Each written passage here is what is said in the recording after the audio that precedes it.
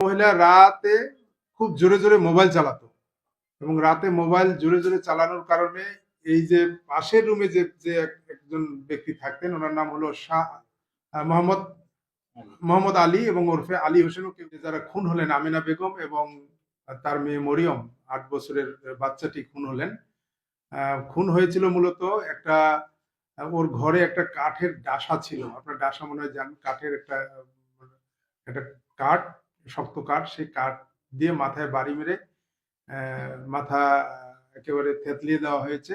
বাচ্চাটারও একই অবস্থা, মাথায় মারা হয়েছে। এবং মহিলা রাতে খুব জোরে জোরে মোবাইল চালাতো এবং রাতে মোবাইল জোরে জোরে চালানোর কারণে এই যে পাশের রুমে যে যে একজন ব্যক্তি থাকতেন, ওনার নাম হলো শাহ মোহাম্মদ মোহাম্মদ আলী এবং ওরফে আলী হোসেনও কেউ কেউ বলে, মূলত ওনার নাম হলো মোহাম্মদ আলী।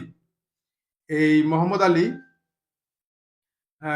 মূলত একটা ভবঘুরে টাইপের একটি একটি ছেলে, মানুষের বাসায় কাজ করে জীবিকা নির্বাহ করে সেও। এবং এই খুবই একটা টিনের ঘর এবং টিনের বেড়া, পাশাপাশি দুইজনেই মানুষের বাড়িতে কাজ করে জীবিকা নির্বাহ করে।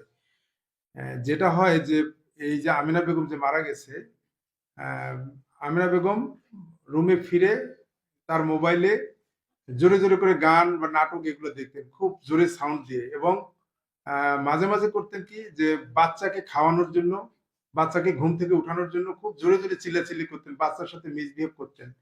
এই পাশের রুমে থাকতো আলী, আলী অর্থাৎ আলী হোসেন, কেউ বলে মোহাম্মদ আলী। এই আলী থাকতেন পাশের রুমে, বারবার উনি নিষেধ করতেন যে আপনারা যদি এত চিল্লাচিল্লি করেন তাহলে আমার তো ঘুমের ব্যাঘাত হয়, আমার তো ঘুম হয় না। তো ওই দিন, ঘটনার দিন অর্থাৎ একেবারে সকালবেলায় ওই বাচ্চাটাকে, যেহেতু আমিনা মানুষের বাড়িতে কাজ করে এবং বাচ্চাটাকে একটা মাদ্রাসায়, পার্শ্ববর্তী একটা মাদ্রাসায় ভর্তি করে দিয়েছে, একটা ফুটফুটে বাচ্চা। 5টার সময় ওই মহিলা উঠে রান্না বান্না করে খেয়ে বাচ্চাকে নিয়ে কাজ করতে যান এবং ওই কাজের ওই ফাঁকে ওই বাচ্চাকে একটা মাদ্রাসায় নামিয়ে দেন। এইভাবে উনি প্রতিদিনই, তার জীবনটা এভাবেই চলে। ওই দিনেও সে সকালবেলায় উঠছিল, কিন্তু বাচ্চাটার উঠতে হয়তো বা দেরি হয়েছে, খুব চিল্লাচিল্লি করতেছিলেন, যে অনেক জোরে জোরে চিল্লাচিল্লি করতেছে, চিৎকার করতেছিল। তখন এই যে আলী, পাশের রুমের যে আলী, এই আলী অসহ্য হয়ে যায় এবং সে ওই মহিলার সঙ্গে সে তর্ক বিতর্কে জড়িয়ে পড়ে যায়। আপনি এত জোরে জোরে চিল্লাচিল্লি করে আমার ঘুম হয় না, এই কথা কাটার মহিলাও খুব চিল্লাচিল্লি করে এবং এক পর্যায়ে সে ওই ঘরের ভিতরে থাকা কাঠের ডাসা দিয়ে মহিলার মাথায় বাড়ি মারে। মাথায় মারি মারলে রক্তাক্ত, প্রথমে রক্ত বের হয় এবং তখন ওই বাচ্চাটা উঠে তার বাধা দেওয়ার চেষ্টা করে খুবই। এবং বাধা দেওয়ার এক পর্যায়ে সে বাচ্চাটার মাথাও মারে এবং বাচ্চাটার মাথায় 2টা সে আঘাত করেছে এবং ওই মহিলার মাথায় 4বার আঘাত করেছে ডাসা দিয়ে এবং দুইজনেই ঘটনাস্থলেই মারা যায়। রক্তাক্ত দেহ, যখন রক্ত চতুর্দিকে, মানে রক্তপাত হয়ে গেছে, এটা দেখে তখন দ্রুত এই যে আলী, ভাড়াটিয়া, পাশের রুমের ভাড়াটিয়া আলী দ্রুত পালিয়ে যায়। এবং এর বাড়ি হলো মূলত ওই ইউনিয়নেরই আরেকটা গ্রাম, শহীদপুর নামে একটা গ্রামে। তার তার ভাই থাকে, তারা মূলত 6 ভাই। 4 ভাই ওখানে থাকে, এক ভাই ঢাকায় চাকরি করে, সে ওখানে যায়।